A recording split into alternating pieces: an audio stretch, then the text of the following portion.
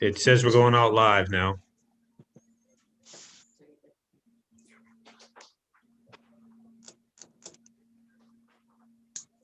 Yep, it says it's streaming live. It indicates we're streaming live, Scott. Yep.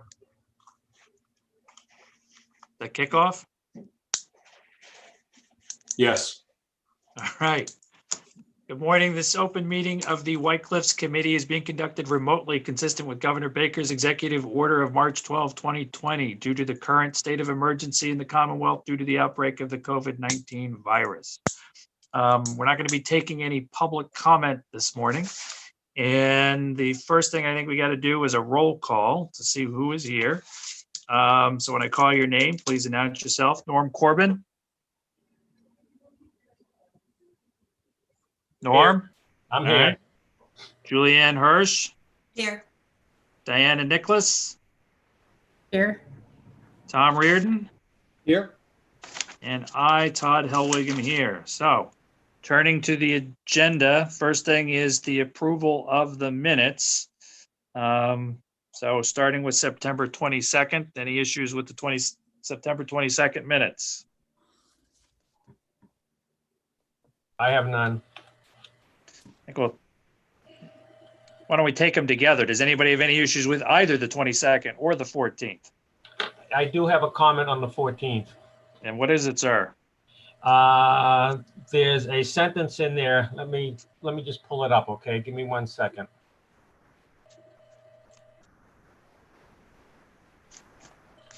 On page 4, on the last paragraph, I'll read what the sentence is right now.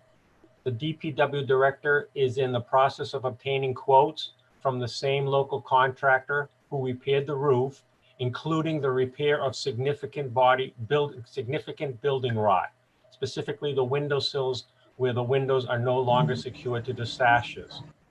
I think we need to modify that because it implies that there's significant building rot throughout the building. I would prefer that it would say something like localized areas of significant rot. Does that make sense? Sure. Cool. Anybody have anything else? Hearing none. Can I hear a motion to approve both of the minutes with Norm's suggested change? So moved. I second. All right. Let's do a roll call vote, starting with Norm. I approve. Julianne, Yes. Diana, I approve. Tom, Approve. and I approve also. All right. So with that, let's turn it over to DBVW to discuss option 4, the preservation light proposal.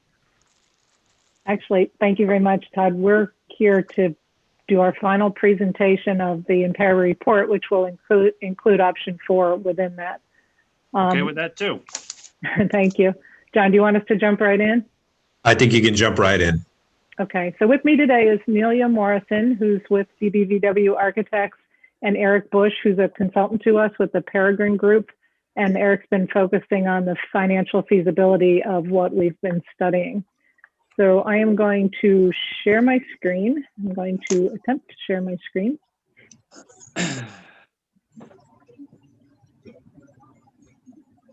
1 second. Scott, have you allowed? Okay, just want to make sure you've allowed screen sharing for Martha.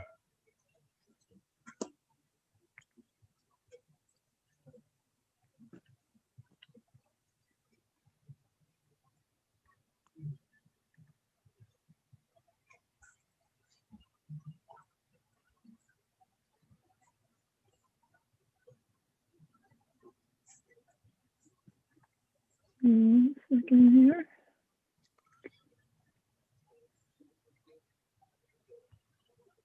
Can you see the presentation now?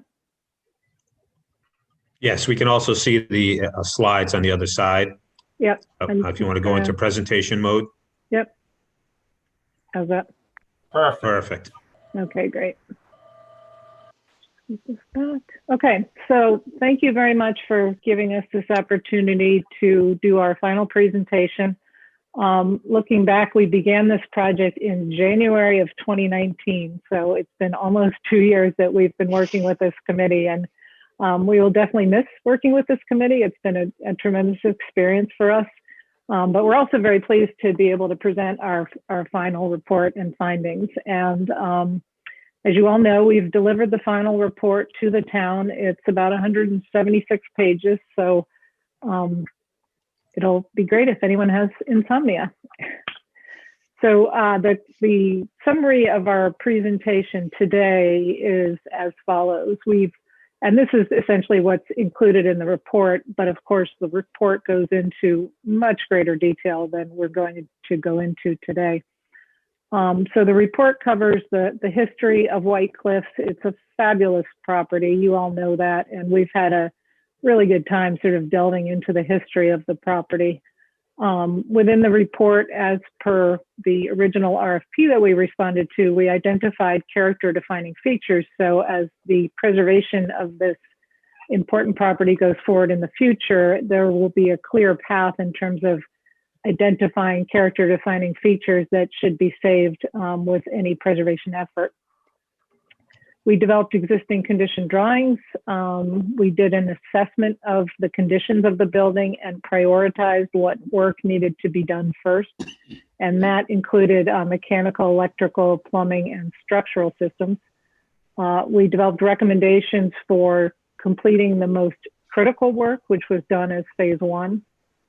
We then explored reuse options for the building, and we'll go into that in more detail during our presentation.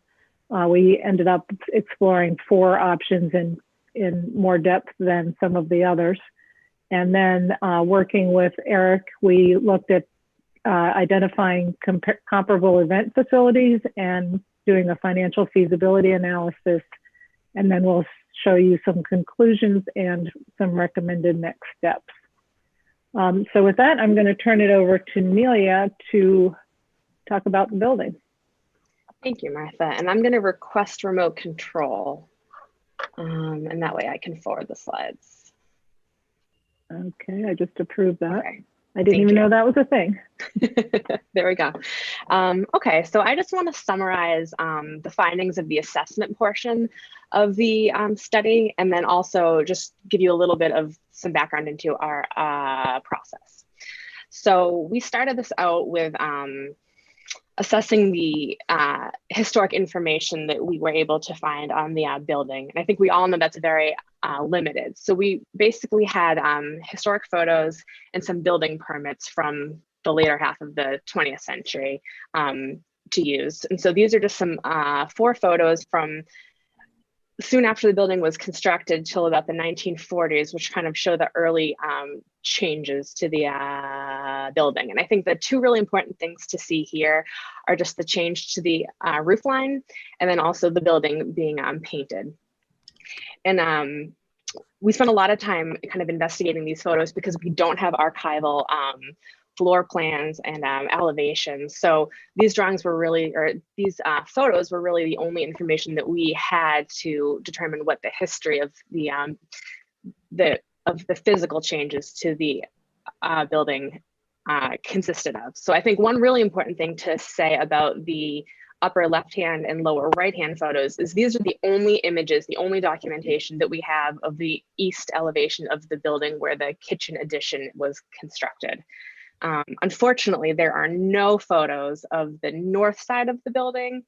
So that's kind of a shame. We really don't know what that initial condition was before the additions were put on in the 60s. So in the beginning of our research, we also, sorry, I'm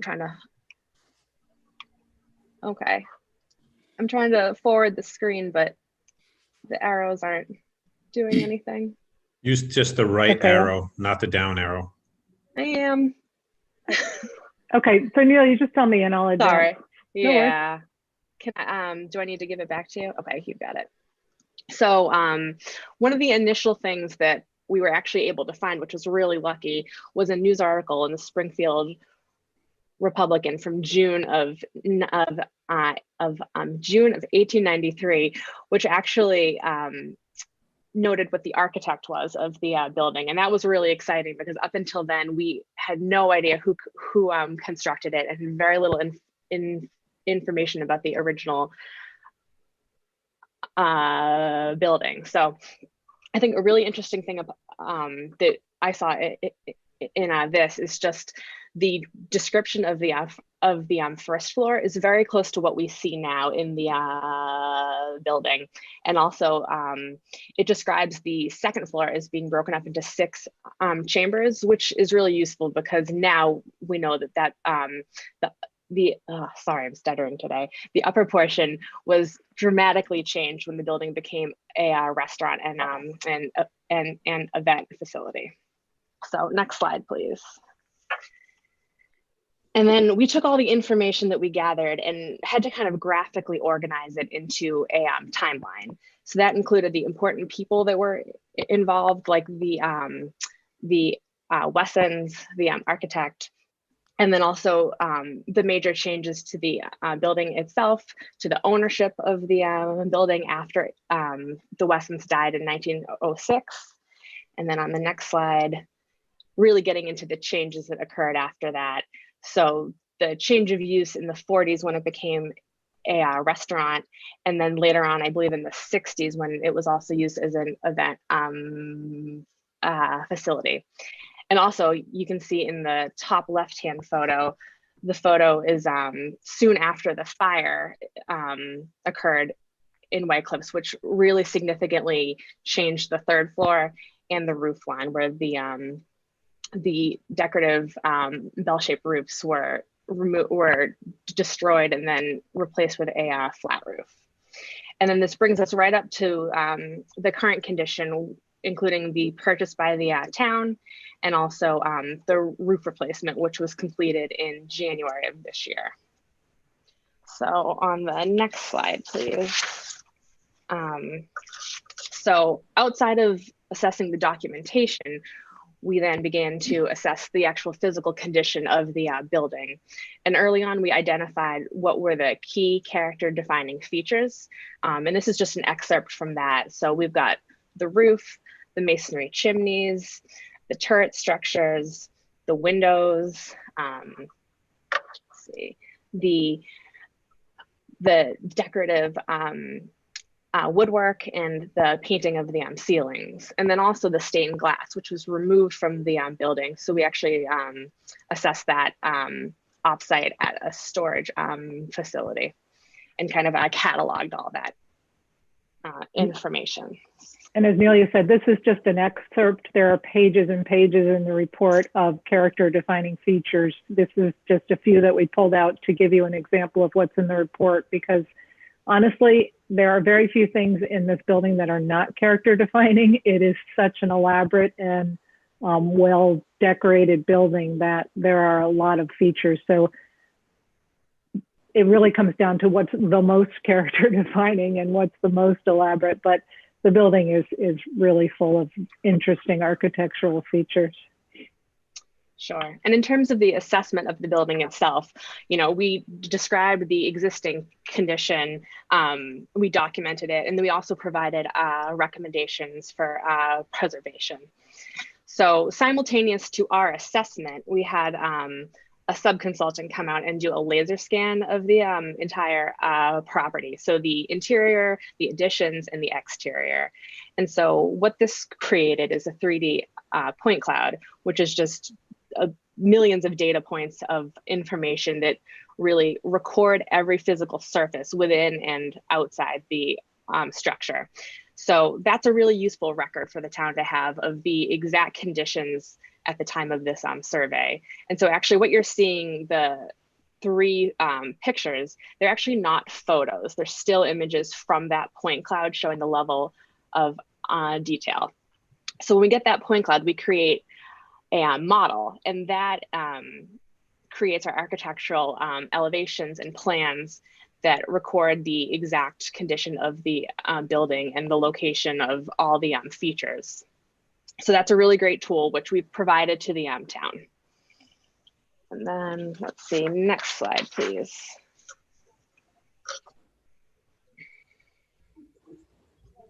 Okay, So through our assessment, I think we were really surprised that the building was in better condition than we had expected. The majority of damage was really coming from the sloped roof on the existing part of, or the historic house portion. And then there was also a lot of damage coming from the additions. So our recommendations here were to fully replace the sloped roof, to repair or replace the skylight and the chimney flashings, to install new roofs at the turrets, and to secure or remove all of the additions. And then in addition to all of that, to secure the building from intrusion or vandalism. So on the next slide, we have some images. All right, sometimes there's a delay here. There we go. Yeah, here we go. So on the next slide, we have these pictures of where the greatest damage was occurring in the historic portion of the building.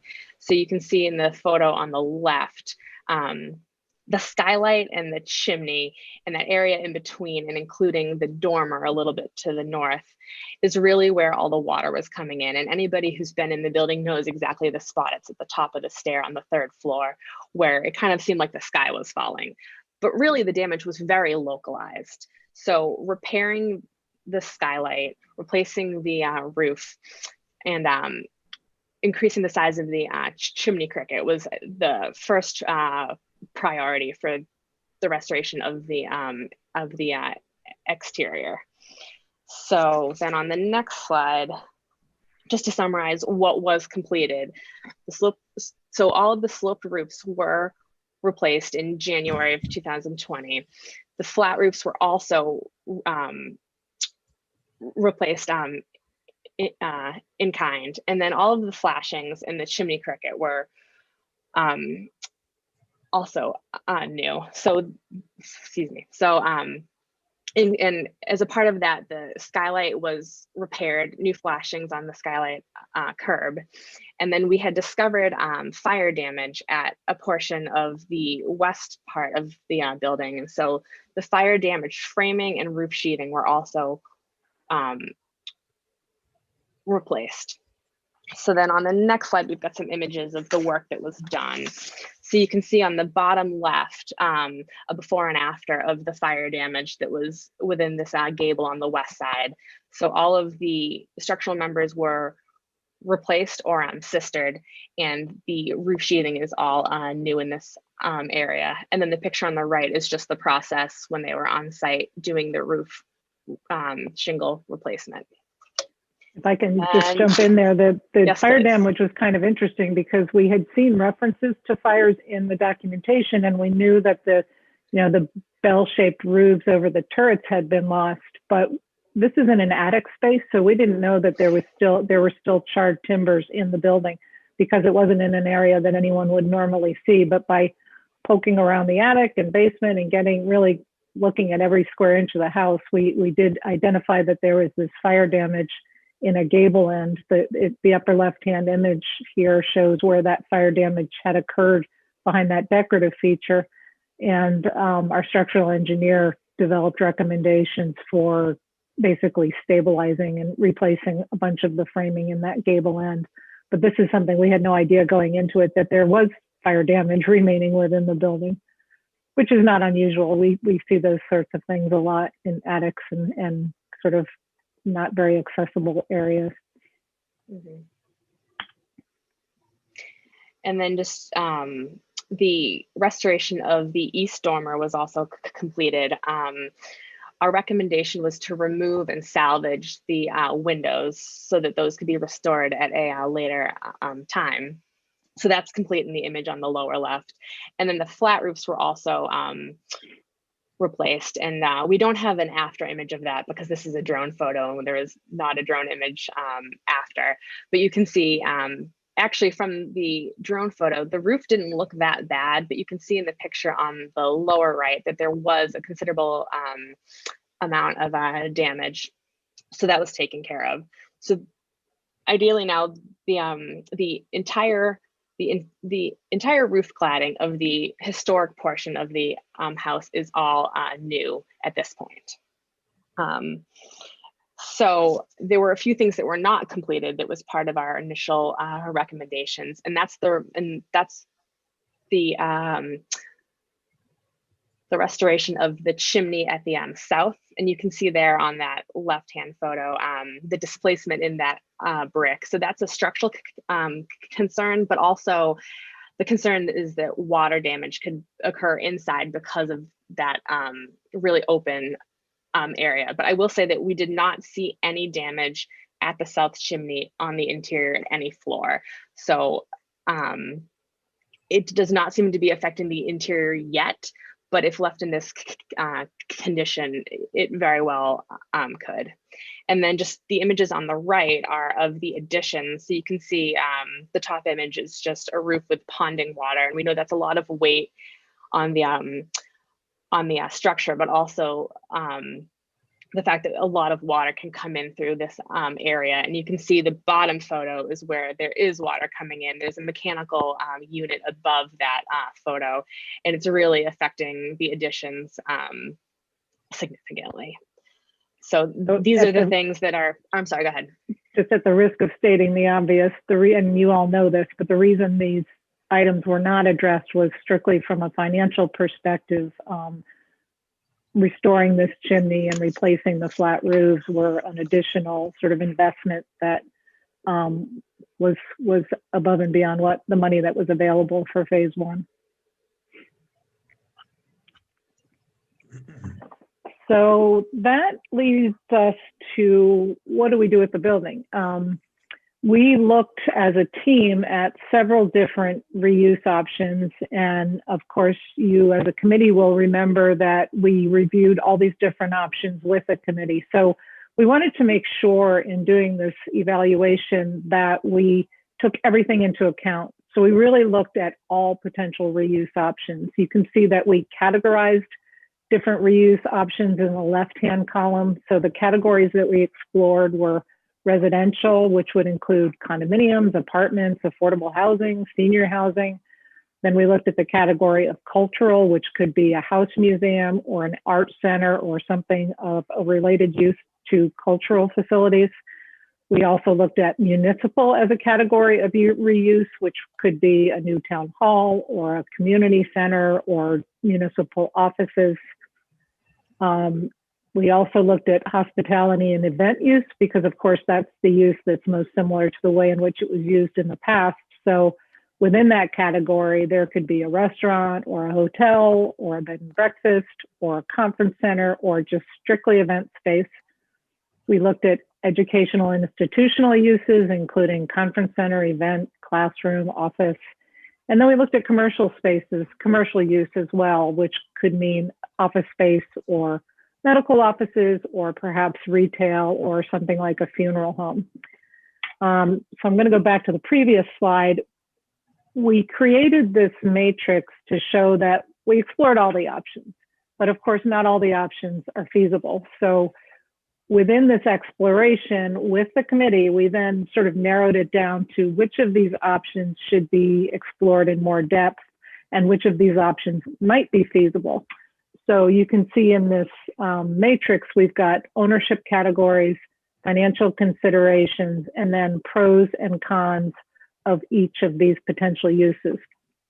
So from that analysis, as a group, as a committee, we decided that 3 potential use options were worth exploring further. So those included the residential use, the municipal use, and the hospitality/event use. So those are the ones that we explored a bit more. So these 3D diagrams that we developed as a result of the point cloud and the laser scanning that Nelia described, this model really helped us to study the house and to study the additions that have occurred over time and to think about what would happen with different reuse scenarios. So you can see in this slide, the historic portion of the house is about 15,000 square feet. What's represented at the top of this slide in red are all the additions that have occurred over time. So you can see that the additions that have been added on to White Cliffs over time are significant and substantial. If those additions were all to be removed, we would be left with some areas of the building that have holes because some of these additions actually broke through historic walls. So in the lower portion of this slide, you can see in blue, that's where additions would be removed and some restoration would be required. In the lower right-hand image, that's the back porch where the original kitchen probably was. That doesn't have a big gaping hole where the blue is, but there is an addition, sort of the current commercial kitchen addition is sort of glommed onto that facade. So some restoration there is needed, but the historic fabric is still there within that addition. In the left-hand side, however, above the main entrance, there is a hole there now where additions were added. So moving forward with exploring the reuse options, under the category of event space, we actually explored two options. One would be event space just within the historic house, and the other would be event space with a sizable addition to be able to accommodate larger events. So we called these options 1A and 1B, and Eric's going to talk about the financial implications of each of these options. But you can see in the site plan here that 1A is on the left, and it represents reusing just the historic house, removing the additions, and really bringing the house back to something closer to what it was originally. Option 1B would explore putting a large 4,200 square feet addition on the building to accommodate larger events, because from a financial perspective, a large open space to accommodate large events such as weddings is really what produces income in a property like this one. So we looked quickly at some precedents for, if we're going to add on to White Cliffs with a large event space, what might it look like? And this is certainly not a foregone conclusion, but we did find that there was a historic photograph of a greenhouse that existed across the street from White Cliffs that was associated with the property.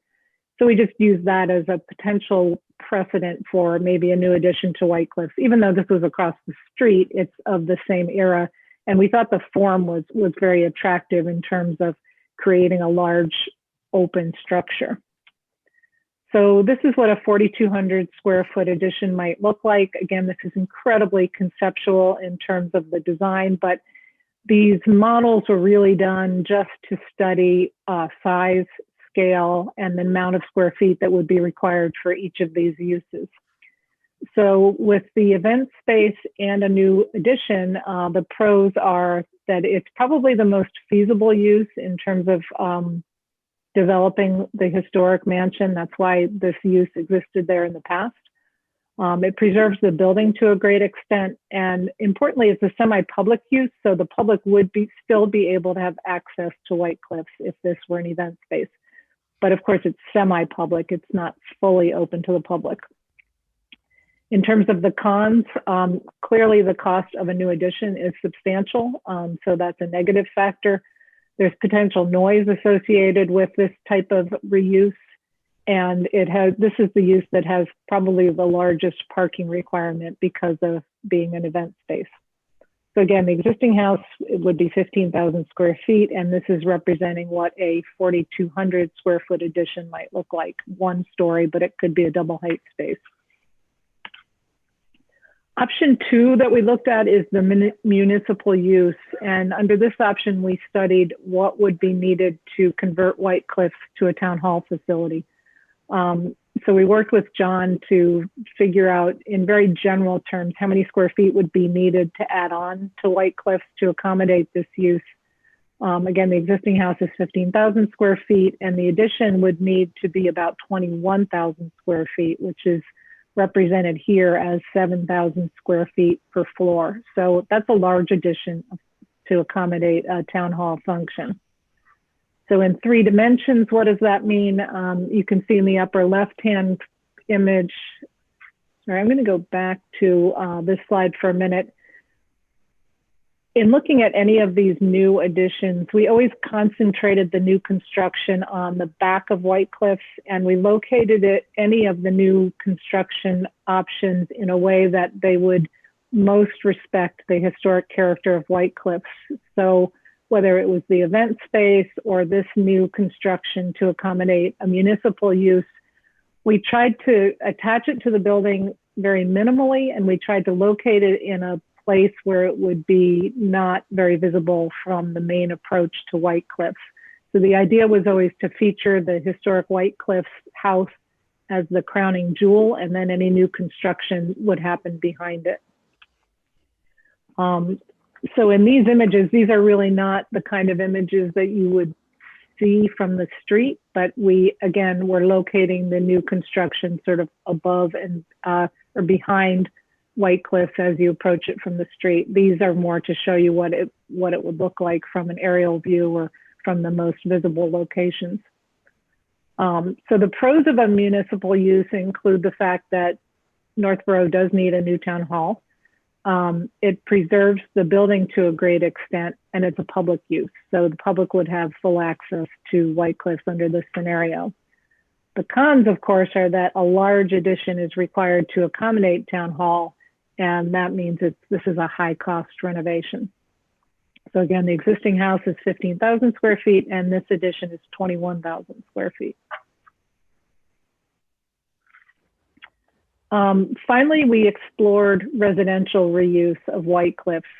Since the building was originally built as a private residence, it made sense to look at it as a residential use, and we also wanted to explore what the financial implications would be of this type of repurposing of White Cliffs.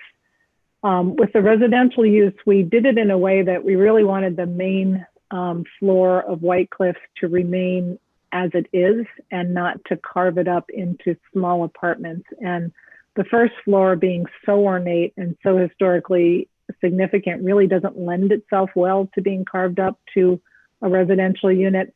So we kept the light blue areas in this floor plan as sort of public space that could be used for public meetings or small events or gatherings, or they could be just available to the people who are living on this property. But ideally, those spaces would be available to the public.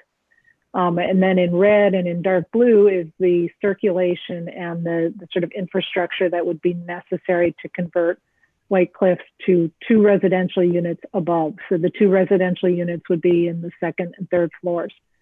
So we really only carved out 2 residential units inside White Cliffs, which doesn't seem like very much, but again, the configuration and the historical significance of White Cliffs is such that it doesn't lend itself well to being carved up into smaller units because you would just lose too much historic fabric. So in this site plan, we're also showing the potential for 5 new buildings. And again, this is very conceptual. These are building sizes that we've used for other projects. So we know that we could accommodate in 5 buildings of this footprint, approximately 20 units of housing. 5 in each of the new buildings.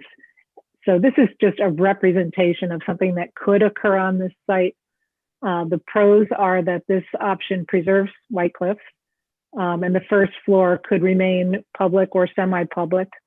And this option has a low impact on the neighborhood in terms of noise and traffic. The cons are that there's a significant cost with the new construction and that it's largely a private use.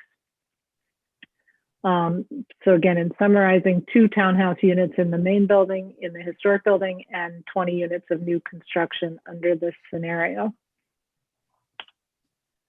And so going back, we met with the committee, we reviewed those 3 uses, all of which are considerably expensive, and we all agreed that perhaps it's worth pursuing a 4th option, which we called and are calling preservation light, L-I-T-E. I hate when people use cute words like that, but I think it's appropriate in this particular application to call this preservation light. So we all want to preserve White Cliffs. I'm fundamentally and foremost a preservation architect, so I never want to do anything that's going to not involve preserving such a historic, important building. Having said that, maybe there's a way to not fully restore White Cliffs at this moment in time due to the significant cost associated with doing that.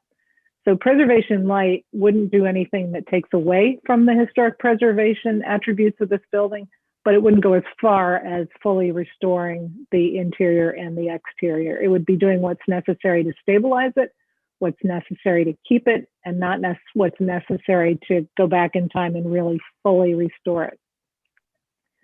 So preservation light, I'm gonna move preservation light would include removing the later additions, all of them, or maybe keeping the kitchen addition, or maybe keeping the ballroom. Restore the exterior in quotes, because it wouldn't go as far as completely bringing it back to its earlier condition. It would just be on an as-needed basis. Preservation light would include all new mechanical, electrical, plumbing, and fire suppression systems. And then the code upgrades as required for whatever use is intended. Now, under this option 4, preservation light, we are not designating a use. We're saying to ourselves, what would be the minimal amount of work necessary to save the building and to attract somebody to reuse it, without saying it's going to be an event space, or it's going to be a municipal use, or it's going to be residential. So the pros are that this is the least costly approach, and it does not eliminate any further potential reuse options. The cons are that full preservation is not included, and there is still a need to determine what the final use of the building is. So if just the original building was saved, it would be 15,000 square feet. And if the existing kitchen addition on the back is saved, that's about another 1,025 square feet. So what does this all mean from a cost perspective?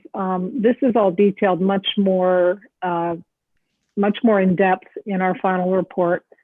And all of these costs are broken down in the final report, so you can see this in more detail. But the bad news is that these are expensive propositions. Options 1A and 1B are in the $10 to $15 million range, as indicated in this total column on the right-hand side of the slide.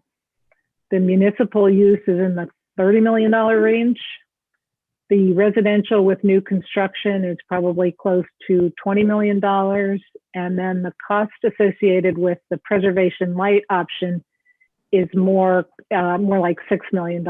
But that doesn't include what infrastructure would be necessary to convert it to a new use. For instance, if somebody chose the option 4 strategy and they wanted to convert it to an event space, they might still need to do kitchen upgrades.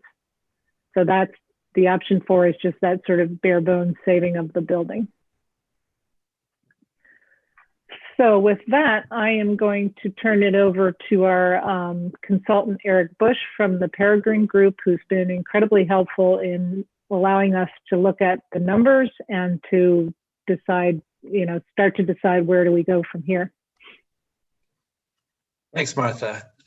Yeah, so based on those reuse options that Martha just walked us through, our approach was then to take those options, those opportunities, and start to apply just a very, at the same level, conceptual analysis, a look at feasibility. So if we start to understand that the cost to deliver option X is such, what does that look like for someone coming in and bringing in potential market financing?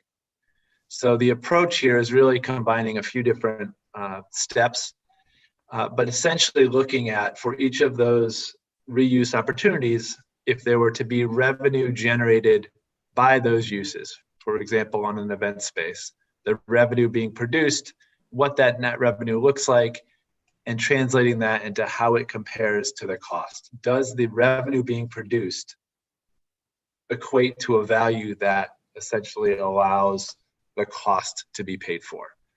So in its simplest form, if we take a step back from this analysis and say there's a fixer-upper house that someone's interested in, they can buy it for $200,000.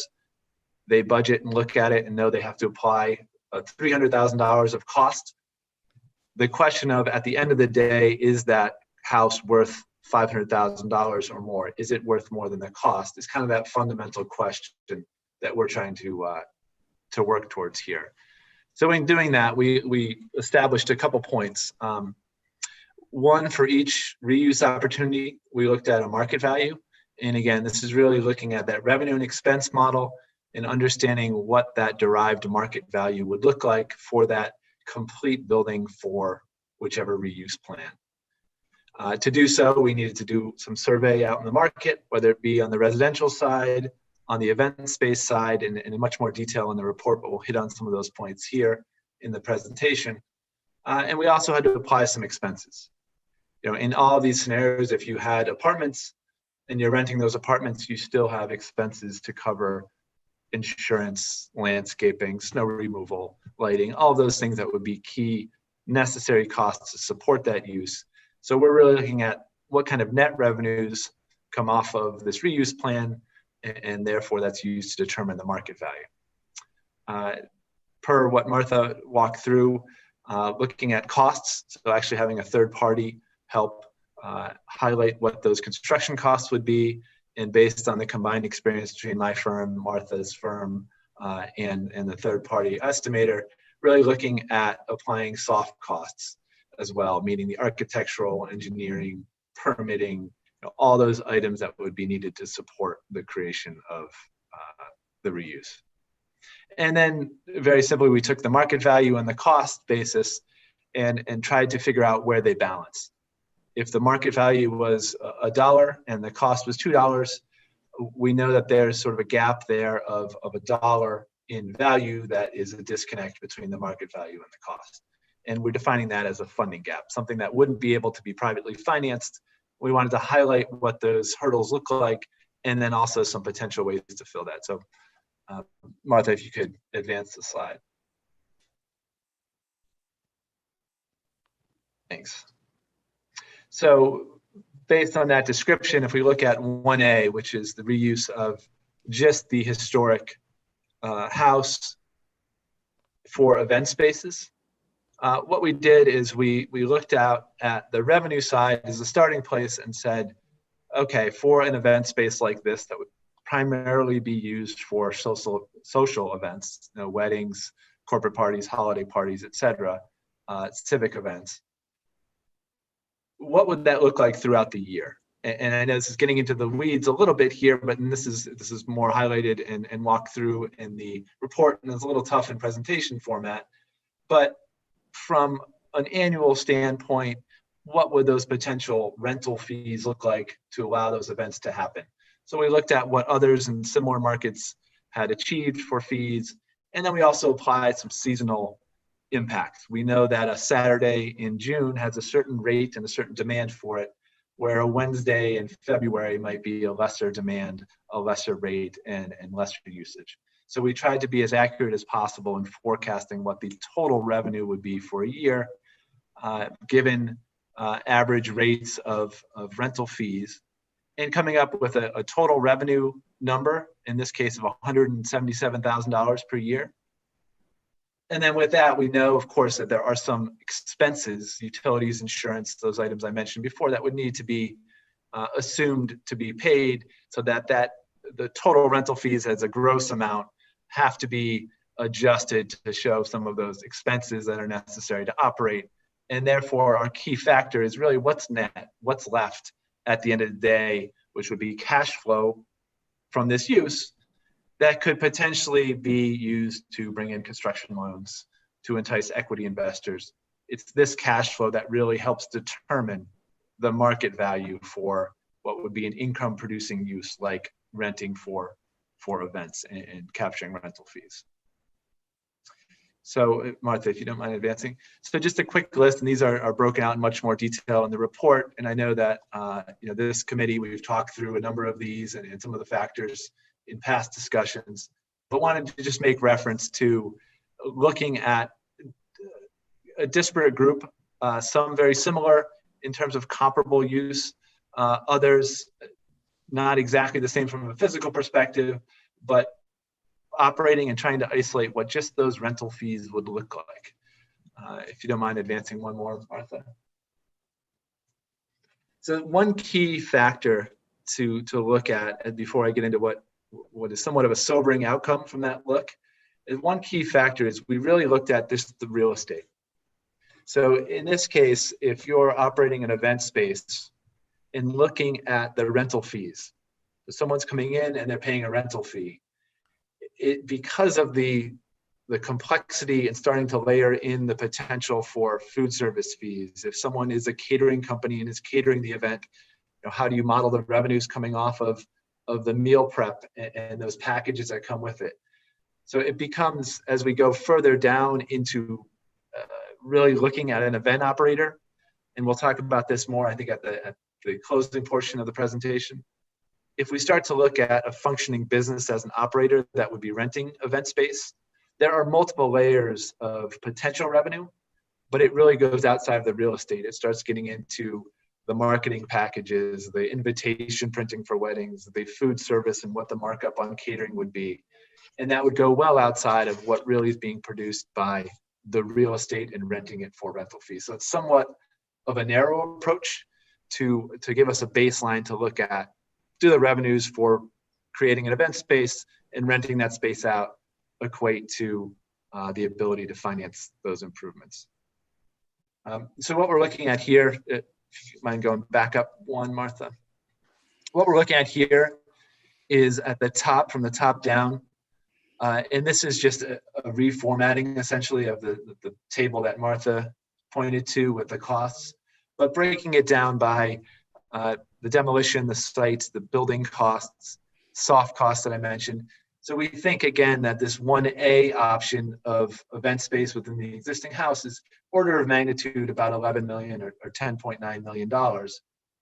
And then if we take those revenues that I just spoke to and start to look at that from a market perspective and saying, okay, what kind of debt service for a construction loan, what kind of equity investor based on that cash flow would we be able to attract to help finance this project? And we see that there's quite a substantial funding gap here.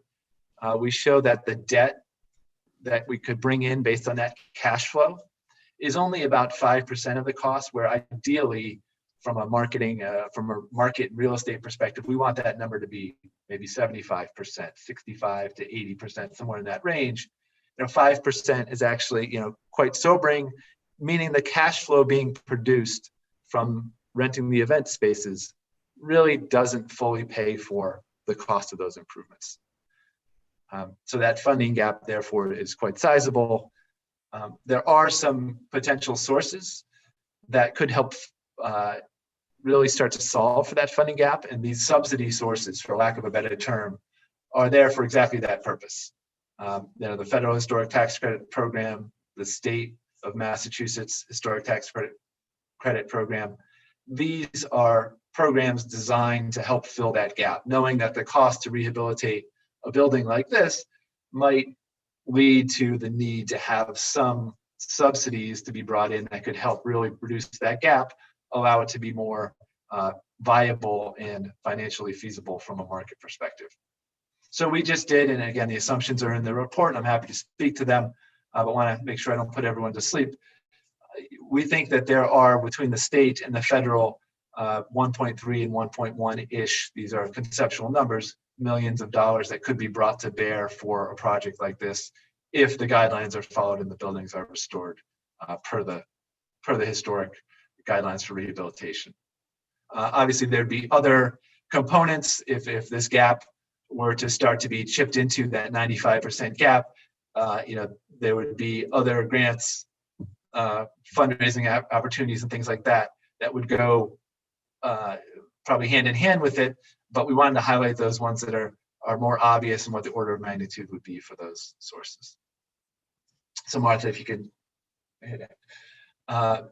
As a recap, 1B was the same program. So an event rental space. This is just for a larger footprint. So this is adding the new construction, a much more kind of modern and more efficient space that could allow for larger parties. And again, we went out to the market, looked at those comparable plans, and looked at, for that scale, what sort of event fees could be generated for renting those spaces. We applied the same logic as from a seasonal and from a weekday perspective, and really went through the same analysis. So there's definitely more revenues that could be produced, but Martha, if you can move it forward. A very similar result. And really fundamentally, this is you're adding costs and you're adding revenue. but really you're not sort of making up for that high cost of what needs to happen in order to produce this attractive code compliant space for events. So really the scaling up doesn't materially impact the feasibility because you're paying for what is fairly expensive space for the new construction, and you're just not making up a lot of ground. So then the next reuse opportunity is much more simple from a financial feasibility standpoint. In the municipal use, as we've discussed in previous meetings, we really looked at just the cost perspective based on the programming and the high level conceptual estimates. We think that that's approaching a $30 million price tag to produce that municipal building. And from a financing perspective, there's not typically this revenue stream. So as a base municipal building, it would be used by the town for various functions. If there are areas that could be rented to private parties or some way to lease and have some income, then we could start to look at what potential debt could be supported by that cash flow stream. But per the discussions to date, this is really just looking at what that order of magnitude cost would be. And again, because it's a municipality building, it starts to challenge the ability to use. In fact, the federal historic tax credit program would be very unlikely to be able to use just because you have a tax exempt user, which is actually carved out of the federal program. The state historic may still apply. And again, I'll try not to bore everyone. You would have to get into some really logistics about, from a tax perspective, exactly how it's structured. But from this perspective, there isn't a market revenue unless some third party developed the municipal building and the town was paying a rent payment for X number of years. And it really would change the structure as it's been discussed for reuse option 2. So as we get into the residential perspective, and this is a much more involved analysis. So in this, we took the same approach of looking at, let's determine a market value. Let's look at the costs, and let's see where those two either connect or disconnect. So as Martha described, if we look at the new construction being the 5 buildings of 4 units per building or 20 units, and then also having 2 rental apartments within the existing structure itself. And the reason we looked at rental apartments rather than townhouses is in order to leverage the historic tax credits from the federal perspective, those units would need to be rental as opposed to for sale. So for this analysis, we assumed that there'd be the 2 apartments and then that the rest would be for sale units. So again, we went out to the market, did a survey of condominium and townhouse product in the region.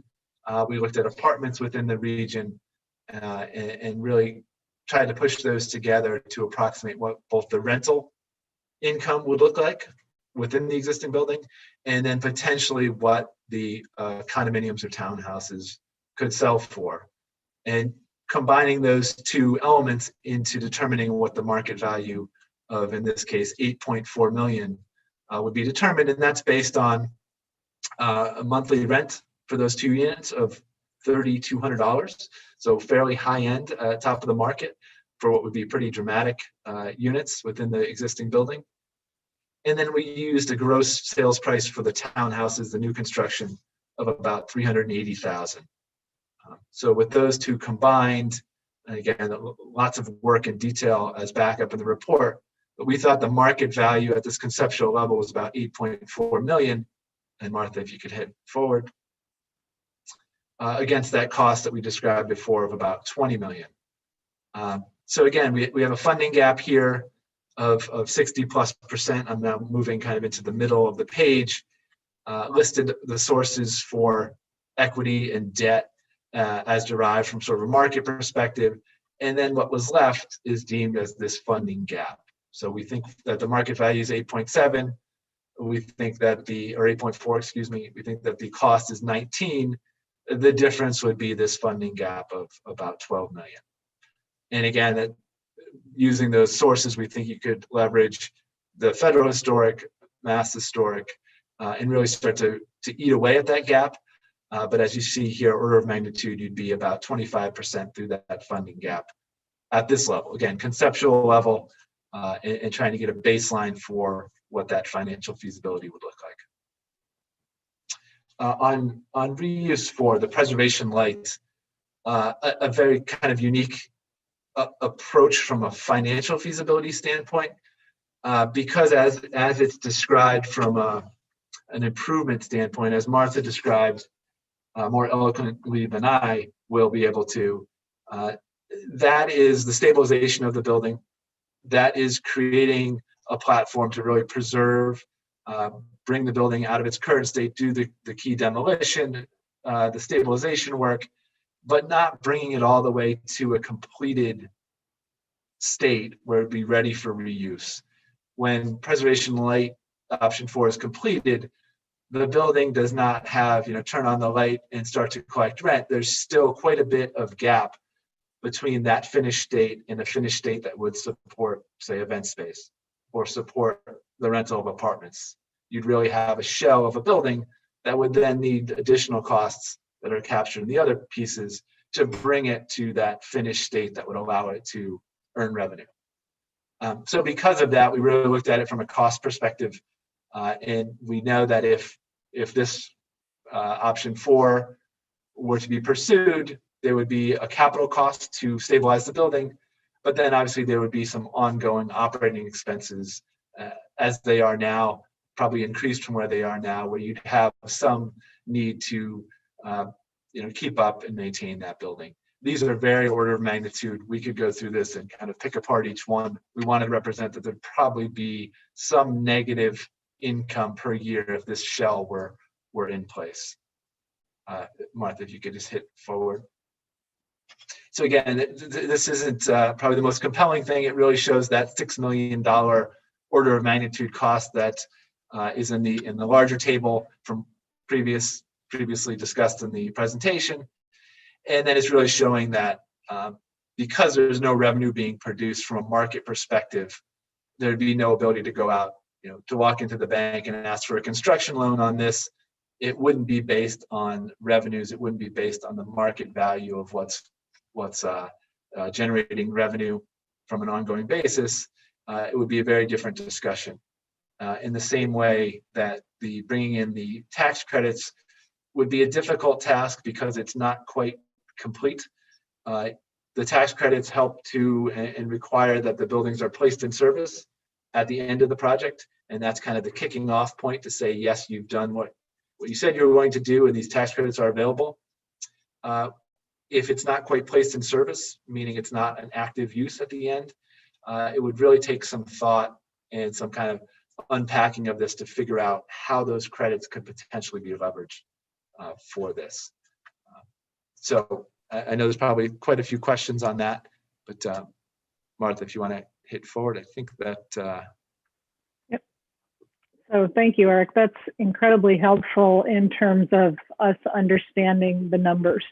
And clearly the numbers aren't the sexiest portion of this project because we've got this beautiful building. It's historically significant, but when you start to look at the hard numbers, it becomes a bit of a reality jolt. So where does that leave us? Our conclusions from this evaluation that, as I mentioned, was over the past 2 years are summarized here. This is obviously an oversimplification. The report has much, much more detail, but the fundamental points are that the building is now relatively in sound condition. We've stopped the active infiltration sources to the greatest extent that we could given the budget. That is exclusive of the additions. So the flat roofed additions on the back of the building were not touched because they're in such bad condition that it really didn't warrant investing money in those additions. Ideally, those would come off. So the infiltration has been stopped, the active infiltration, except those flat roofed additions. And more work is required in the short term, as was described in our presentation. The two key elements are the south chimney that's quite deteriorated and is a character defining feature. It's a big, elaborate, tall, ornate chimney, but it's in very difficult condition. And then the removal or repair of the additions. So as you saw, we explored 4 different reuse options. They all have financial shortcomings. Unfortunately, that's the bottom line, so to speak. Each of the reuse options can't pay for itself with any revenue that it generates, so they all have a financial gap. The event space appears to be the most feasible from our perspective for many different reasons that I think we outlined in our presentation. And the preservation light strategy may be what's needed in the short term to either deaccession the building or to lease the building or to do something on the short term, but it does still involve a funding gap. So what are the next steps? We're done with our study. As I said at the beginning, we've thoroughly enjoyed getting to know White Cliffs, getting to know the committee, getting to know the town of Northborough better. It's been a really interesting exercise for us, but we've now completed what we were hired to do.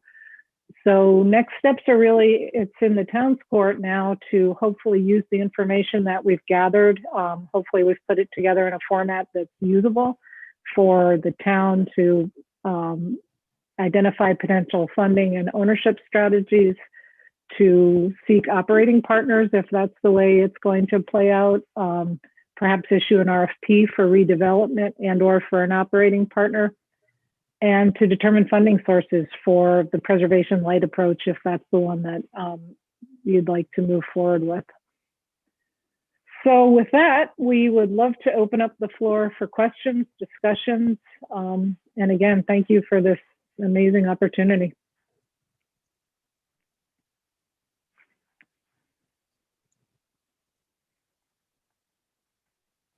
Everybody still awake? So Thank you. I'll go first. Go ahead. Of the systems that you identified, well, basically you said all of the mechanical systems have to be redone: plumbing, electricity, mechanical, and Wi-Fi, basically, right? Which one do you could you prioritize those for us? Like, what do you think we should address first if we started to make a checklist? I don't think I would prioritize any of those particular systems above the others. I think they all have to be replaced in order for the building to be reused. So I put them generally in the same category as each other: new electrical, new plumbing, new HVAC, and most likely new fire suppression. Okay, so they're all equal across the board. And so. Just one more question on that. So the laser information that we have, that really goes into detail with everything, is that information that, say, if we are doing those repairs, is that information that's going to make those projects easier, or It's really documentation of existing conditions. So we have a 3D model, we have the point cloud that Nelia described, and we've turned both of those over to the town, and they both require pretty advanced software, but there are ways to download that software online for viewing those products. But those are really recording existing conditions. So we haven't done architectural drawings for replacing all the plumbing, for instance, or putting in a new heating and cooling system. We haven't done any of the architectural design or construction documents for those items. Mm-hmm. We only did architectural documentation for bidding the work that was done under phase 1. Does that answer your question? Yes, thank you. Can I add to that, actually, Martha, to that answer? From that perspective of someone coming in to redevelop the property, that point cloud and the information on the building would be a tremendous value. To anyone coming in and looking at it, those existing conditions drawings would be very important to help attract people, because it helps them to avoid an upfront cost. Yeah, if someone were to come in fresh and have to pay for that analysis to be done privately, to then be able to make some decisions, it's a huge step forward and a cost saving to allow them to take a look at it. Well, that's great. Thank you. Thank you, Eric. That was a better explanation than I gave. Could I ask about your residential proposal or option? Yes. You assumed townhouses in 5 buildings. If you had considered apartments where you could possibly get 40 to 60 units, would that have a significant impact on costs? I'll defer to Eric on that. I mean, when you do smaller units, the cost per square foot often goes up because you're doing more of the expensive stuff. You're doing more kitchens, more bathrooms, more heating units. But I guess I'll defer to Eric on his experience with townhouses versus smaller rental apartments. Yeah, and I think there's several ways to look at that. From a pure financial analysis standpoint, having that additional density would help. The hurdle from a cost perspective and that feasibility where I'm making this movement constantly of trying to find that balance point between what the revenue can support and what the cost is.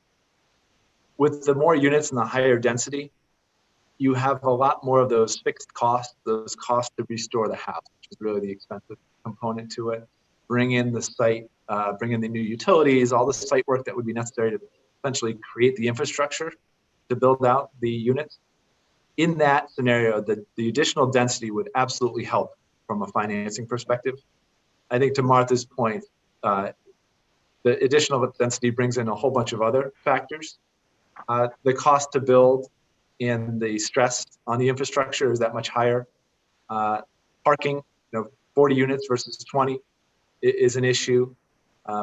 Bringing in the utility, all of that kind of gets raised up. But you also face the market perspective of it takes that much longer to lease up. You might not have the capture on the revenue that's quite as immediate as a for sale product.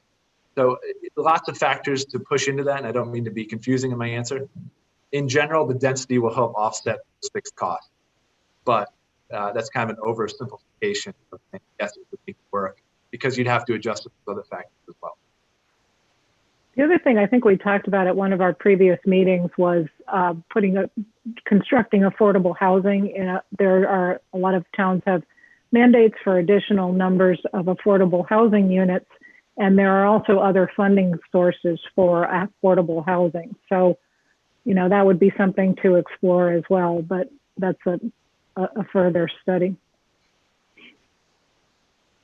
Well, there's considerable demand for 1 and 2 bedroom apartments in central Mass now. And my experience recently is the projects that are going up are almost rented completely by the time construction ends. So I don't know if that trend will continue, but it's certainly another option to consider.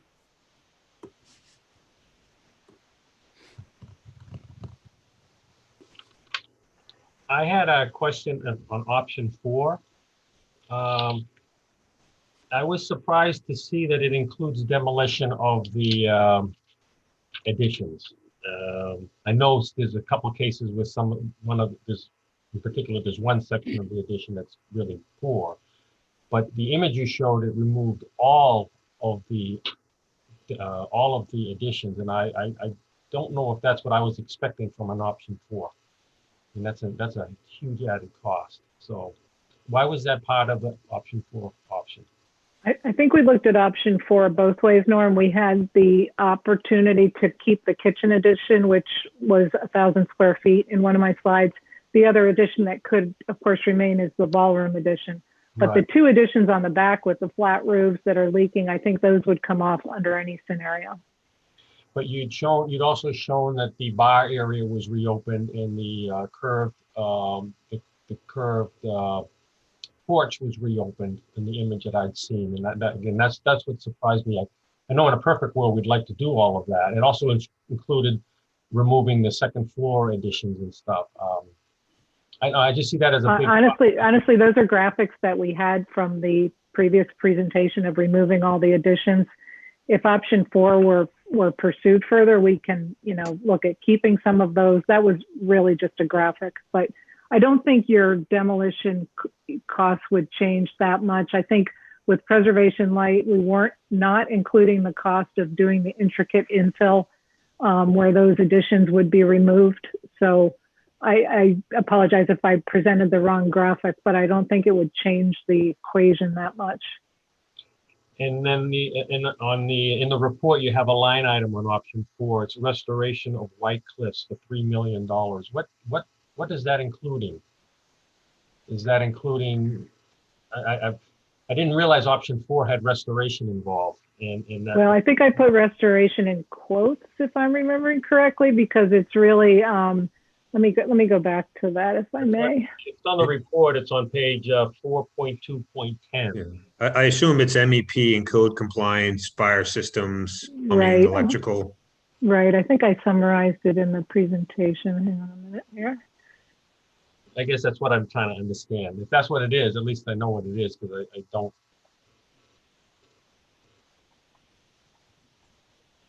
Well, I'm sure that's a big piece of it, Norm. Yeah.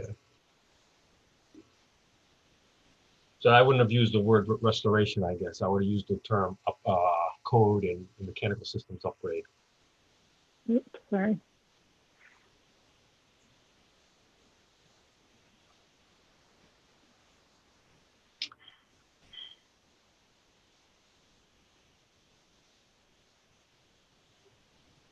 Can you see this option 4 matrix? Yes, I do. So we included 300 square feet per floor, $300 per square foot, which is substantially less than what we were including in the full preservation option. Right. Renovation of select additions, removal of select additions, and that, as John said, that base cost would be new MEP systems, fire suppression, minimal level of preservation, and code upgrades as needed. Okay, thank you for clarifying it for me. Anyone else?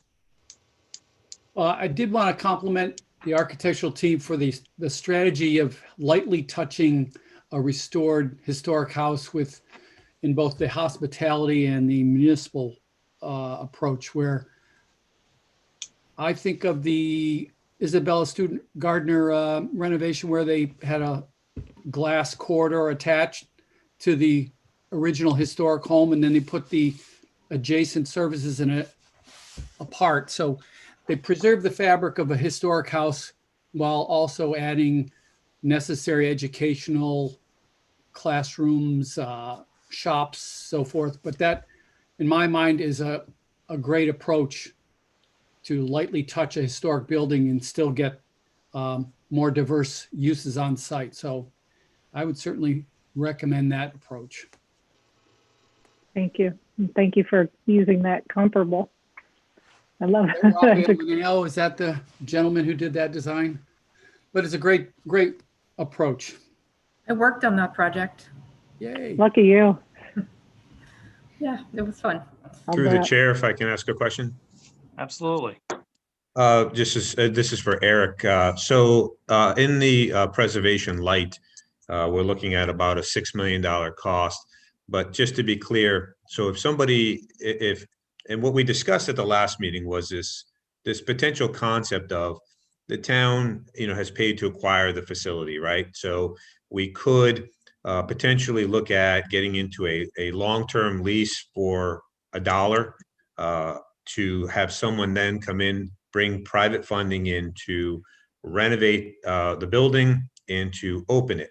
And so the $6 million would be really the minimum amount that would need to be invested. But if somebody were to say want to open it as a hospitality event space or any other use, there would be some additional costs for them to kind of round that out, right? But so the 5.9 million, I just want to be clear on this. So, but that doesn't include if somebody were to come in and do that, and the town were to pursue an arrangement of that nature, there would be some income stream, right, associated with that would offset that it wouldn't be just $6 million. What that approach or that option doesn't have that your other review, your other feasibility analysis did, is that there would be some income that would come off of that. It wouldn't just be laying out $6 million. Some portion of that should be offset by whoever renovates and opens it to have some kind of an income stream, assuming the most logical would be some sort of a hospitality income stream. So it's almost like taking option 4 and overlaying option 1A, which is just the historic part of the building, to get a sense of what that revenue stream might look like. Is that a fair approach? Yes, I think so. Yeah, and I think it's somewhat akin, and I don't want to go off sideways on this, but I think very akin to if there's a new office building, for instance, and not a tenant yet, or a retail space but not a tenant yet. There's kind of a base condition that someone comes in and I'm going to lease that for my real estate development office. But I'm also going to then invest more dollars in to fit that office out to the way that I need it. Conference rooms, offices, kitchen, whatever I need to support my use. And I'm going to pay rent absolutely to the landlord on the finished product. So the preservation light in some ways is that landlord's portion, that if someone were to come in and run an event program, just like my office example, they would invest in exactly what their program looks like on top of that baseline. They're just much, much closer to financial viability than just the way as a baseline, where that person coming in is paying for the preservation light, more or less, plus the fit out and having to support it from the revenues that they're getting from events. This really bridges the gap, makes it that much more further along to make it financially viable. Thank you. Could I ask a question of John? Is there a way of having a volunteer presence in helping this building while it's on life support, in terms of small repair projects, cleanup, painting? I love the shingle, so put me on it. I know there's legal limits. Yeah, it's we like volunteers to do scarecrow programs and run soccer camps and stuff. Getting to this, it would require obviously appropriate expertise, insurance, and protocols like that. I don't know that you're going to get some volunteers to come in and replace the MEP portions of it. We do have later in your agenda today a discussion about some additional securing of the building envelope, some of those localized areas that still need to be addressed. But by and large, we've tried to keep most of the water out of the building. So that's just the scale of it and the coordination of it would be challenging. And again, if there's a contractor out there that wants to come in and donate their services and they have the licensure and the expertise and the insurance, we'd be open to chatting with somebody. We do run afoul too of the prevailing wage laws and some other things that impact us there. But when it comes to construction, the main thing is liability. So making sure that people are properly insured more than anything else. All right. Anything else on the final report? I just wanted to add one thing. When we were talking about the flat roof, now we say flat roofs, there's 2 flat roof areas that we're talking about. On the former domed areas, those were replaced completely. Then you have the flat roofs on the old ballroom and the 2 smaller additions in the kitchen.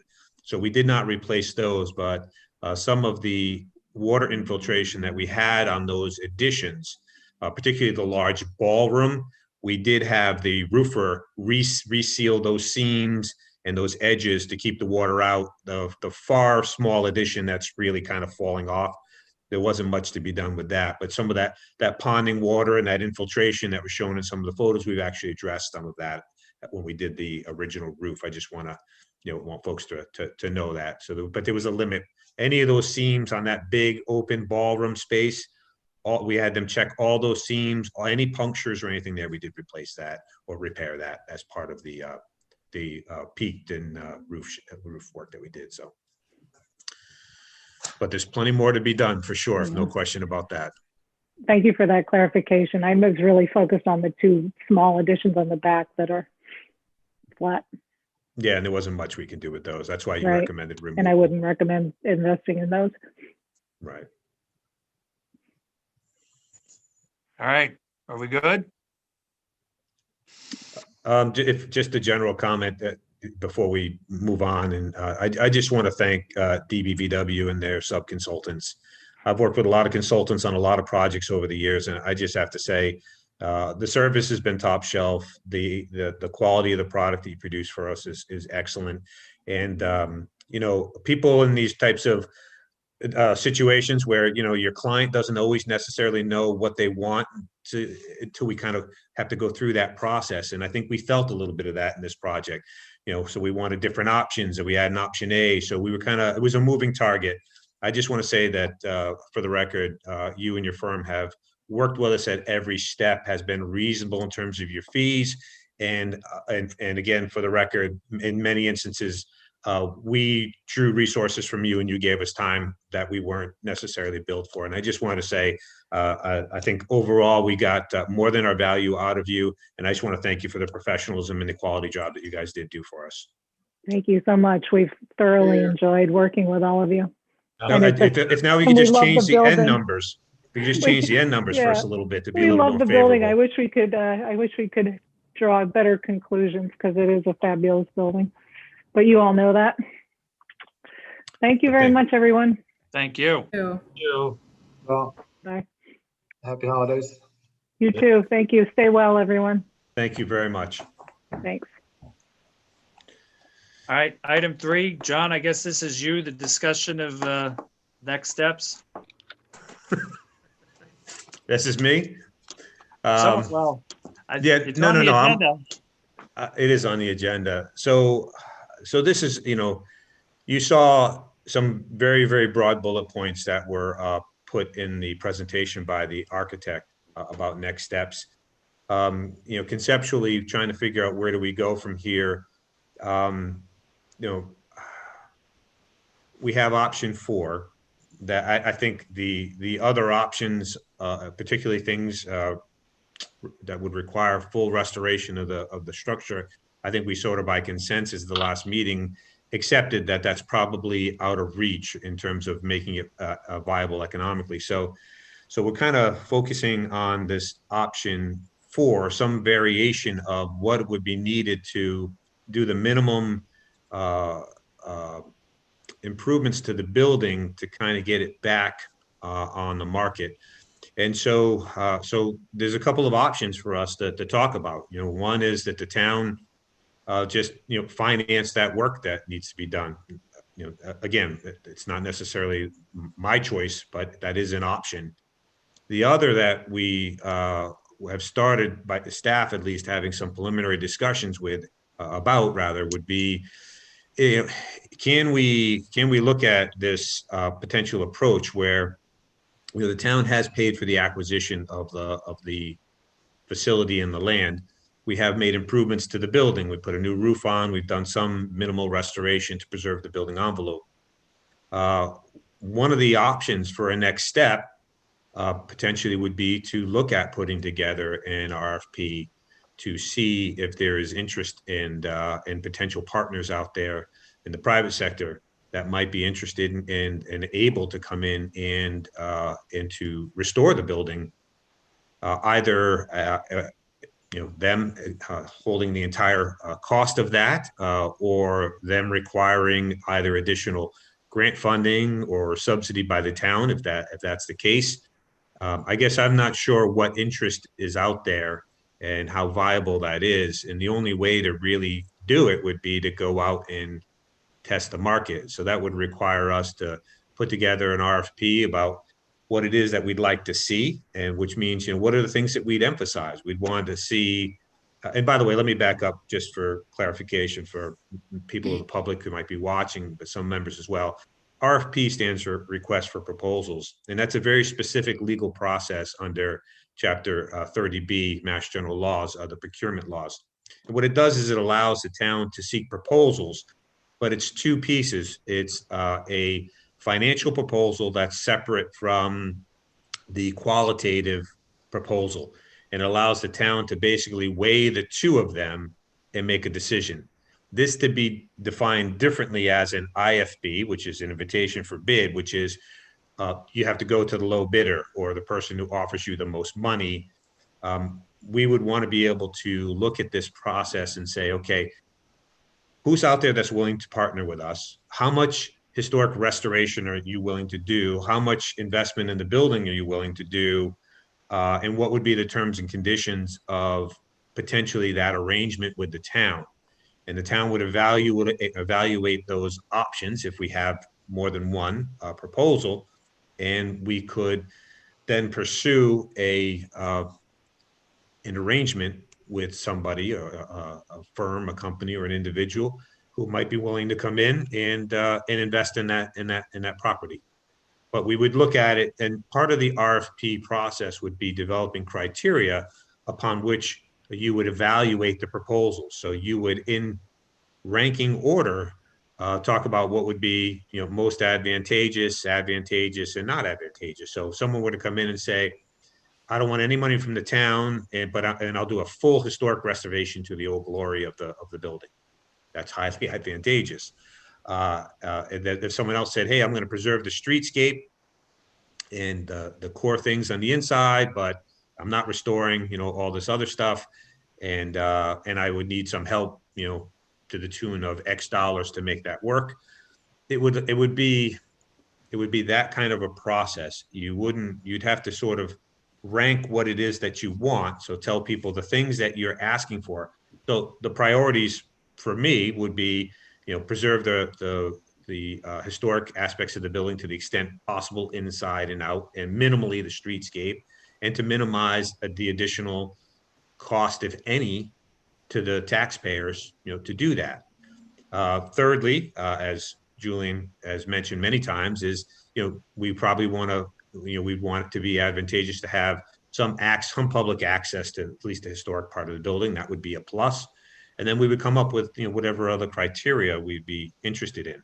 Now, I don't know that this would result in a viable project, but you would at least see what's out there. So all the people that previously were interested in buying White Cliffs, and there was a lot of interest in the building, they couldn't make it work with the acquisition costs and the renovation costs.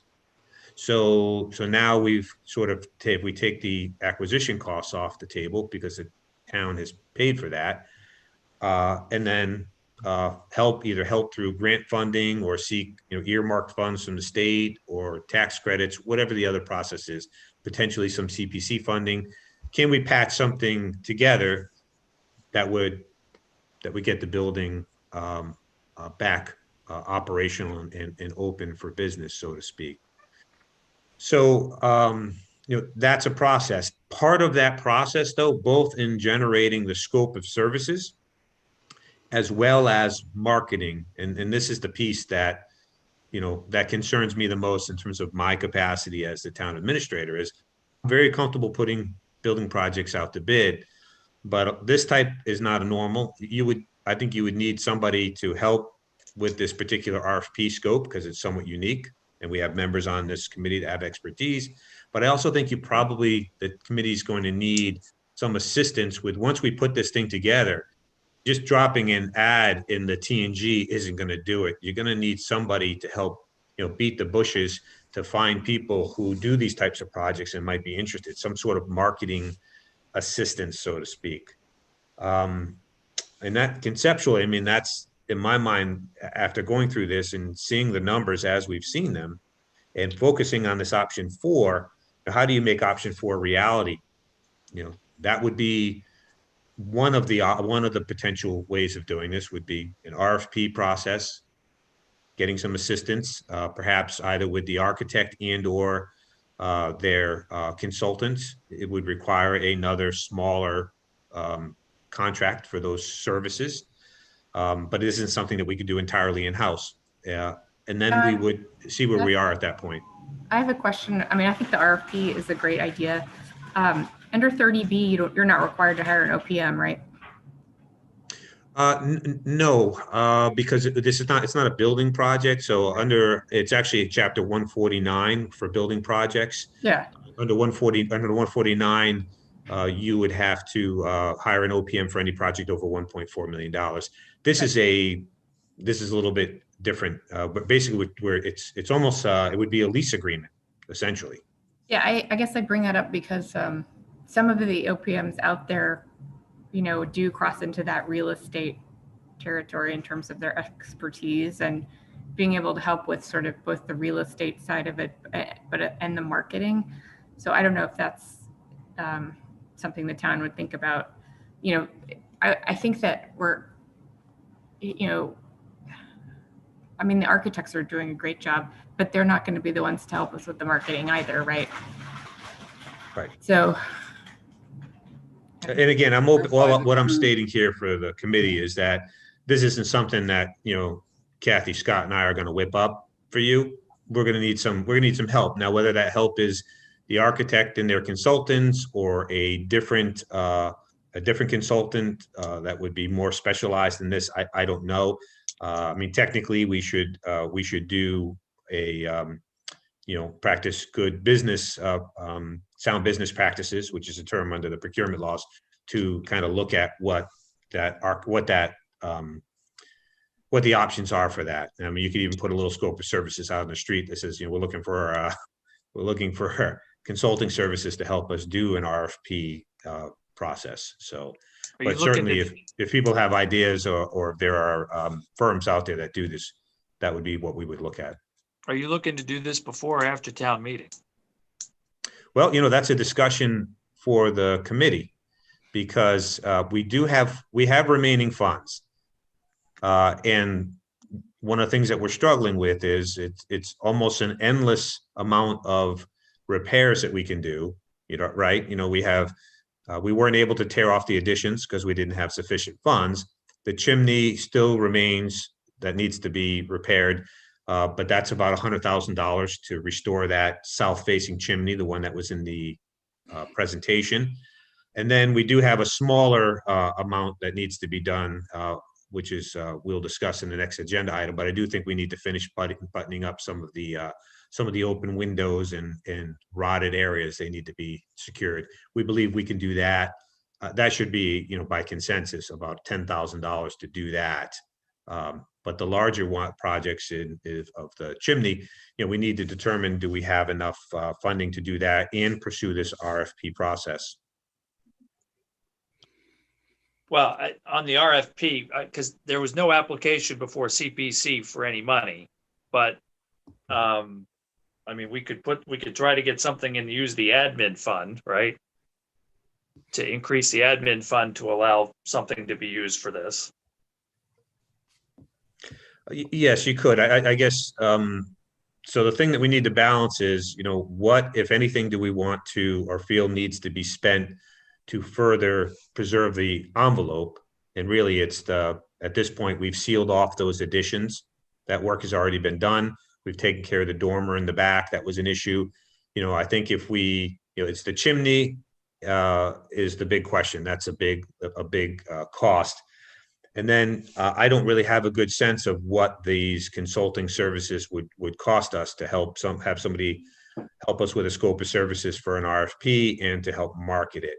If I were to pull a figure out of thin air, somewhere between 20 and 40,000 potentially, depending on how specific you want to get.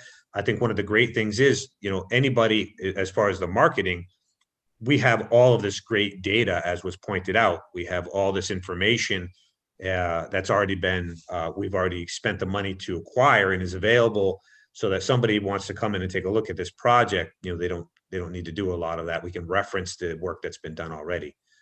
So, how much money do we have left in the account for White Cliffs, approximately?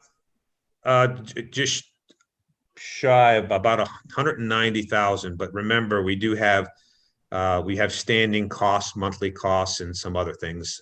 So and again, we need to sort of make the decision of on the chimney piece, if we want to proceed with that, versus how much money do we need to cover standing costs, and then any costs associated with this RFP process that we're contemplating at this point. I mean, the only other alternative, I mean, those are really, as I see it, is the two alternatives: is seek more money at town meeting to do more preservation work on the building, remove the additions, fix the chimney, and do whatever else we think needs to be done, or proceed and pursue this this RFP process. The long game, the end game, based on everything that we heard today and everything we've heard for the last year, the end game here, I think, is that some version of that option 4 working with the private sector, because the alternative is the town taxpayers in one form or another would be required to pay, the balance to preserve the building. And that would be, a difficult sell, in my opinion. So I mean, the problem isn't going to get any better with us not doing anything. So it seems like in my mind, we need to get on the RFP sooner rather than later to at least figure out whether there's interest in the marketplace or maybe creativity in the marketplace to advance the ball. It seems like we got the money to do it, and the longer we wait, the more the kitty's going to get drawn down on the monthly nut anyway. I agree. I think also then you would be so much more informed at town meeting if that's what we want to do. Yeah, I think my feeling is town meeting would probably be more receptive to funding something that's the RFP for future, looking for options for the building, more so than if we go back to town meeting and request more funding for repairs. Yeah, I think we can, out of the remaining budget, assuming we don't, this building makes me nervous because large expenses literally fall out of the sky. The tree fell on it, ripped all the electrical service off, and it was $16,000. Things happen. So we need to make sure that we have enough contingency in that fund to deal with an unexpected issue in the building. But I think there's enough money remaining in those funds that we can pursue this RFP process, including, some consulting help to put that together and marketing to go out and test the waters and basically shop around all this new great information that we have acquired through this process to now maybe get somebody who previously might have been interested, but they didn't want to spend, $100,000 or $150,000 to do the kind of analysis and review work that we've already done. But that might get some additional folks perhaps interested to looking at the building. But it is going to require, as I said, you're not just going to put this out, locally here. We have to find a way, and we need assistance to get this out to the right people who do this kind of project and would be interested in historic preservation. To some degree, people who buy old Victorian homes and restore them, they generally don't do it because it's a good investment. They do it because they have a passion for these things, and hopefully it's not an absolute money hole. So we might find somebody like that that we can partner with. And I think that's what we're going to be looking at, is some kind of a partnership. We also have the opportunity to reach out to state reps and state and federal level to see, what, if anything, is out there for additional funding, potentially. It's not going to be an easy process, and we're probably not going to get somebody who comes right in and says, yeah, it's a slam dunk. In my opinion, I think whoever comes forward and is genuinely interested will give us a proposal with a whole lot of caveats based on financing, obtaining grants, perhaps some assistance from the town, waiver of, fees and permits from the town, all sorts of stuff like that. So Do you want to vote from us to pursue the RFP process? Well, I'm not ready. I'm not ready to vote yet. I still have some questions. I'm not sure where we are financially. Are you requesting? Do you feel we have enough funding right now to put the to pull together someone to do the RFP? I believe we do, Norm, provided we don't make any more major repairs like the chimney. Right. Now keep in mind, if we, because that's the big repair that's really hanging out there. It's $100,000. That's a huge piece of the remaining funds. If we go through the RFP process and we have, and we find that we still have money, we can always come back and do the chimney, but it's a risk. The longer you leave it, the more deterioration, that's just the nature of it. But right now, I believe, we would need to go to the CPC to ask for funding to pursue this process. I don't believe, assuming I'm not way off base in terms of what it would conceivably cost for consulting services. Once somebody makes a proposal, that's going to trigger a response. That response may require some additional consulting services and evaluation, I don't know. Okay. It's uncharted, uncharted waters that we're in, but roughly this, I think we certainly can pursue an RFP to see what's out there based on the budget we have remaining. If there would be a way to secure the chimney somehow, so just so the bricks can't move out and fall out, that might be a short-term fix. Yeah, and we discussed with the architect, the possibility of some kind of a shrink wrap on it to keep the water out. They kind of laughed at me a little bit, but I don't know if that's still something we can look at. We got a couple architects on the committee here who maybe can, if there's something reasonable that might be proposed, I'd be open to suggestions. Well, you could repoint it and then put a sealant on it and just let it go, but it's going to. I think it's beyond repointing, Tom. It would slow it, but it wouldn't repair it. Yeah, I'm just looking for slowing it. That's all I'm looking for. Yeah.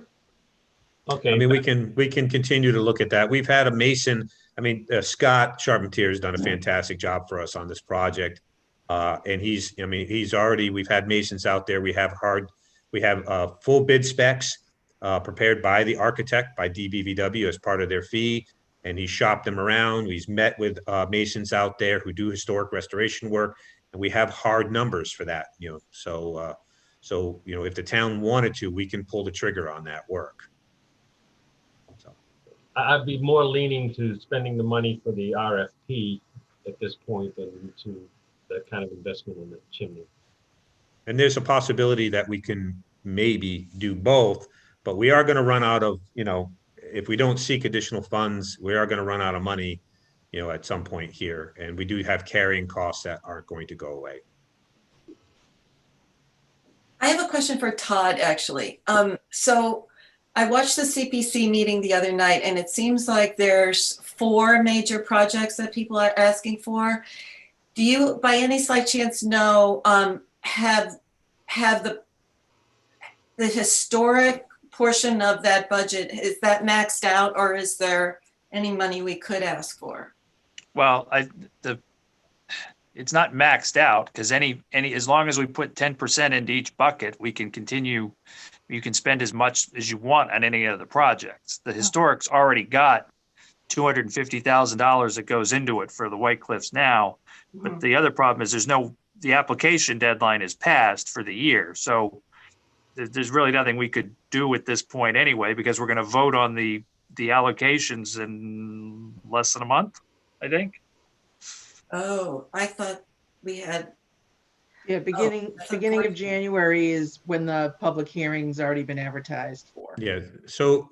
But in terms of this project, I don't know if there's any special dispensation that we can get from the committee as we work through and get closer to town meeting. I know there's a public hearing process and so forth, but not all projects and timelines line up with the application. Well, and that's why I suggested earlier talking about the admin fund, right? Because we've kind of used that broadly speaking, and we can put more money into the admin fund at this meeting so that there's money available in an emergency. So we could use that money for the RFP and save money in the White Cliffs budget for any repairs that we might have to face? Not speaking for the committee, but that is a possibility because it has been used for fund paperwork before. Oh, okay. This would be a little bit unique, but. Well, the question I have then is, if that's the case, we don't want to wait till July 1st to put the RFP out.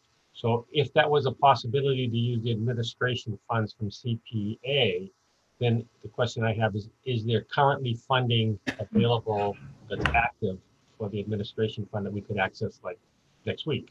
Is that, I don't remember how that works, Todd. There's some funding available, not as much as what John said as a potential project cost.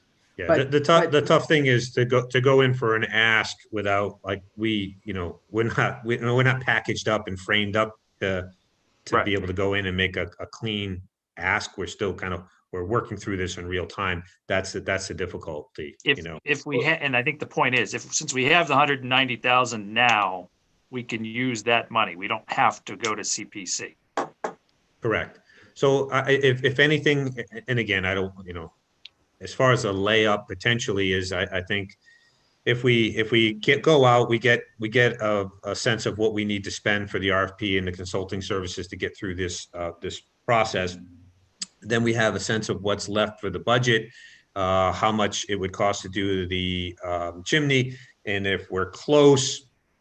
Again, I don't know that the 10 or 15,000 that would be remaining probably in the CPC admin fund is going to make or break it, but it might. We can always kind of come to them during the current fiscal year if that's a deciding factor. I think that option is there.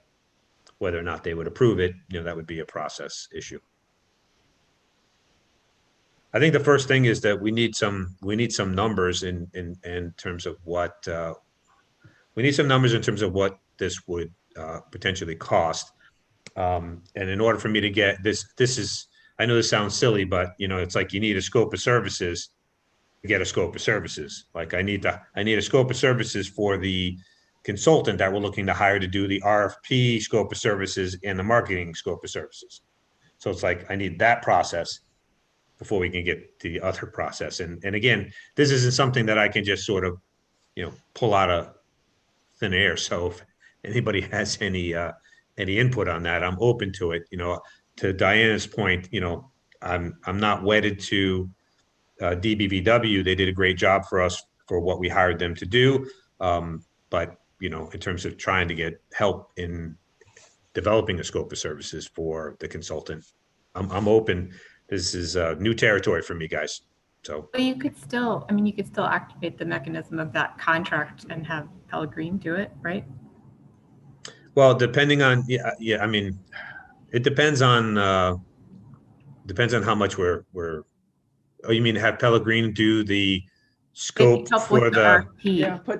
Yeah. I mean, I'm sure that they see a lot of those.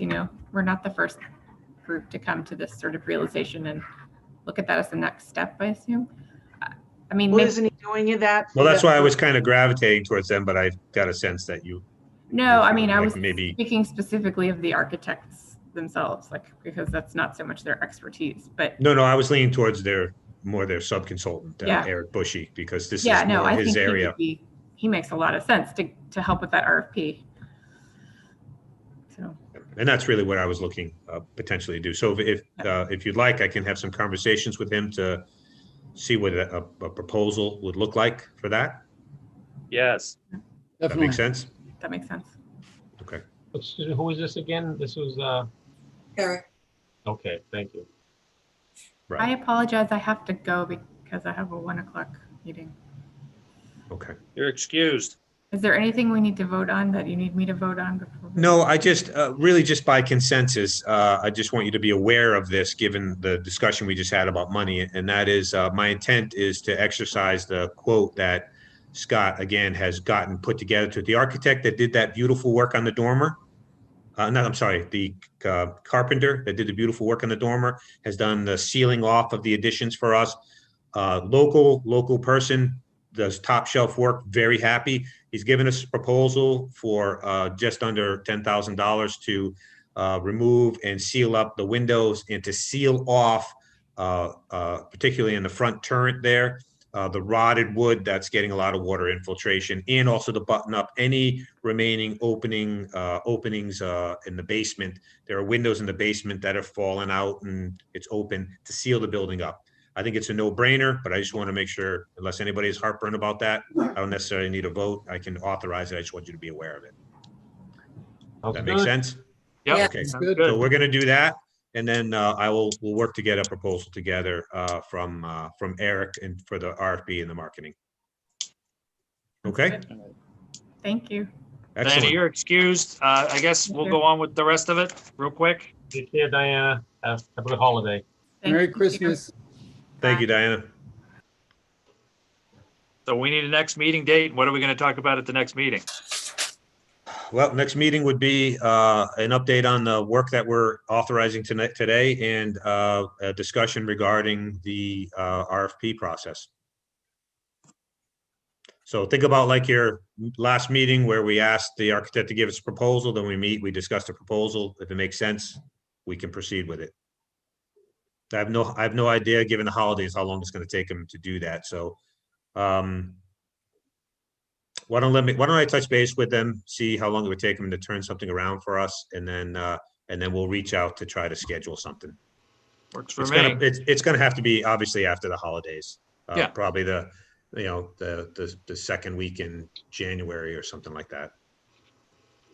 That Okay. makes sense? Yeah. For our next meeting, could we also get some information about the zoning and how big of a problem that might be? So my understanding is right now it's partly commercial, partly residential. And The stuff by Route 20 is commercial, and the stuff where the building is residential. Well, Kathy can speak to that, but in a basic, that's what it is. And that's included in the that information's in the report, I believe. Oh, in the DD. I'm not sure if there's anything. Is there something more specific that you're Well, I'm interested just in? wondering for certain uses, like if we do hospitality again in that building, is that going to have to be rezoned? I mean, I can't answer that right now, but let me take a look at what, the use table and Okay. provide, give Yeah, you we an can update. We can put that together Mhm. for the next meeting. Kathy, you Yeah. can do that? Yeah, Okay. that was my question. For the next meeting, I think we're all. You want to keep going today? We got time. Okay. I don't have anything else, Mr. Chairman. All right. Does anybody else have anything else? Hearing none. Did anybody say something? I move that we adjourn the December 18th meeting of White Cliffs. You're the best. I'll second that. All right. Norm, Yes. Julianne, Aye. Tom, Yes. and I vote yes too.